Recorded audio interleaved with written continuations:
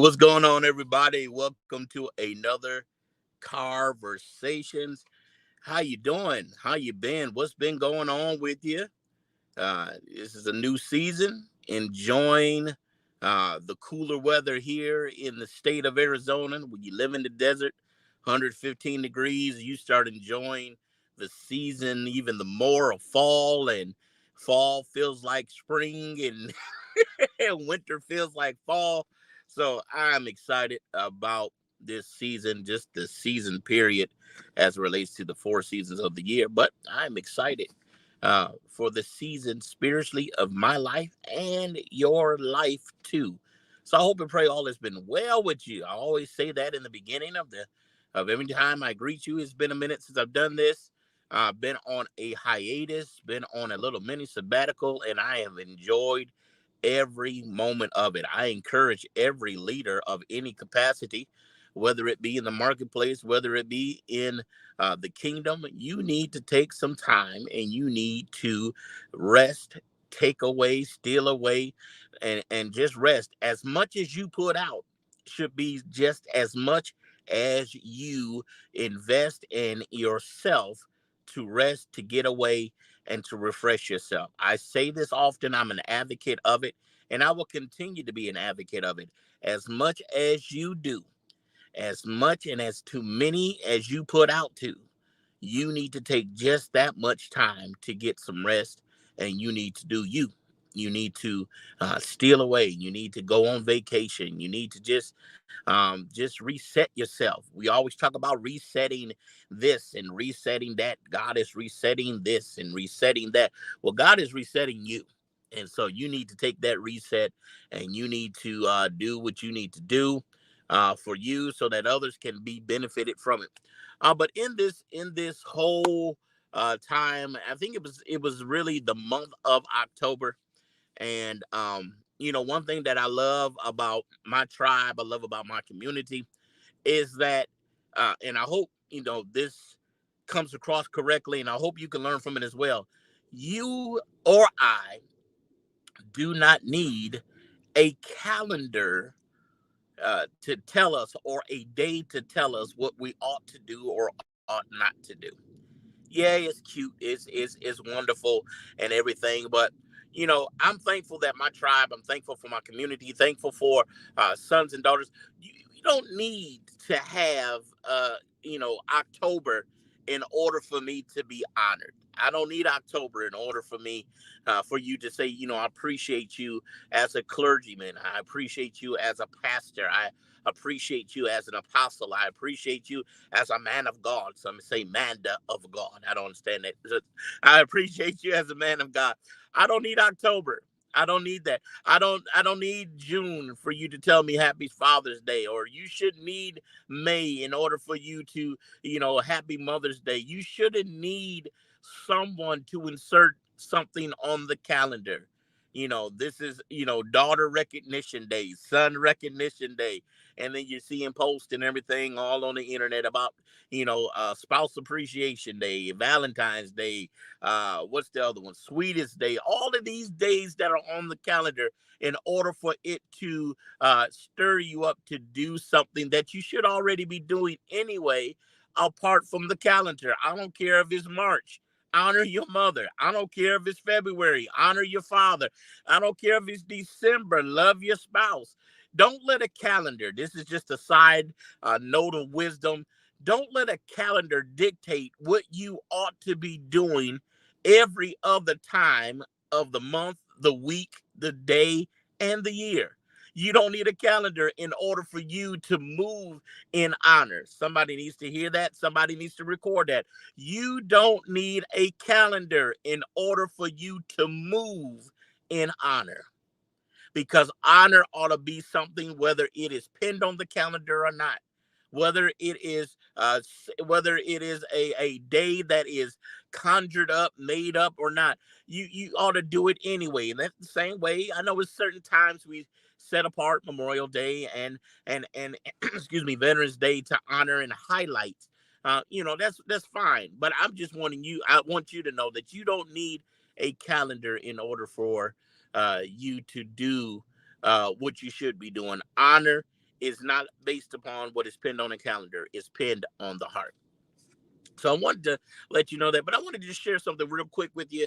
As I'm on my way to point A to point B, I'm actually at point B now, just waiting for my window time to go into point B so that I can do what I need to do by way of the marketplace. But I wanted to share with you today from this subject that someone is waiting for you to tell the truth.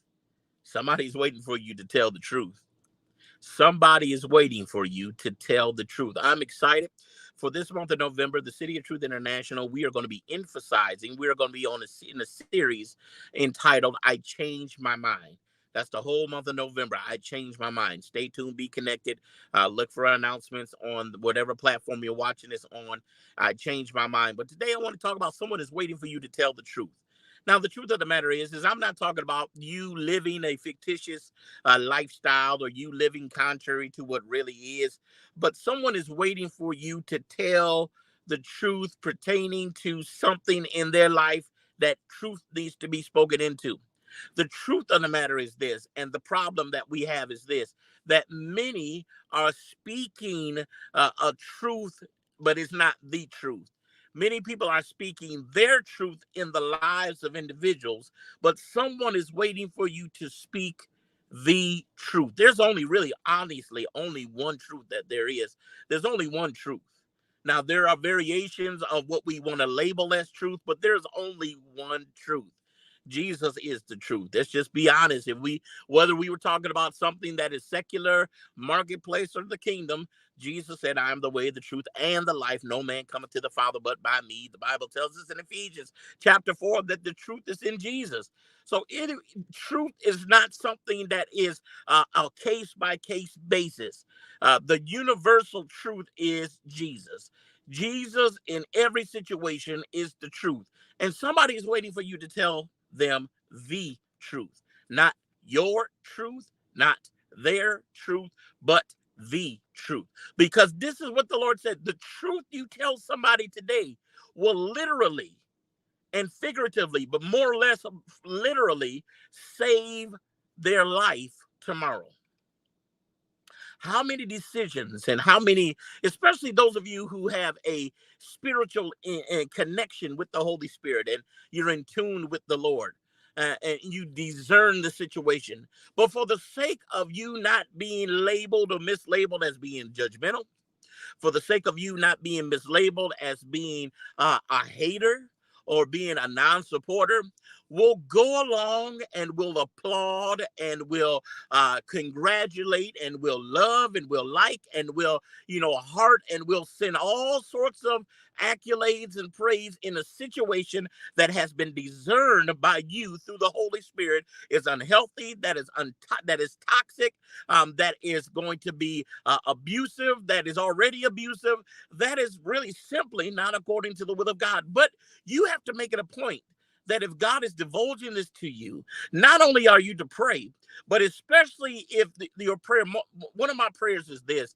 is that in the situation, Lord, I see it for what it is because you're showing me for what it is. Now, if you want me to share it with them, let me gain the audience by them asking my input or my wisdom in the situation. And without fail, when I allow God to grant room and for him to open up the door of opportunity to share and discuss with somebody the truth that will save save the destiny, or you will allow the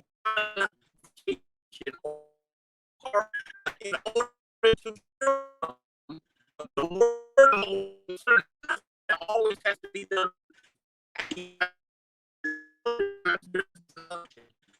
and because from that point the Lord ushers in the interruption, the Lord counsel that is needed in the situation, but somebody is waiting the truth in the situation. We have been for a few months now receiving text messages, emails,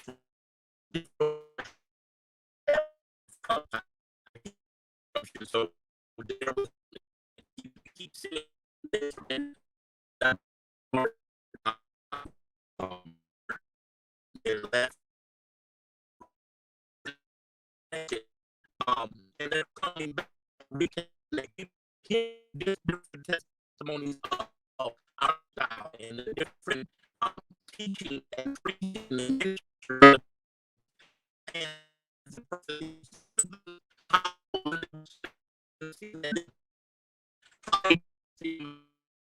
remember like on the ministry is hard.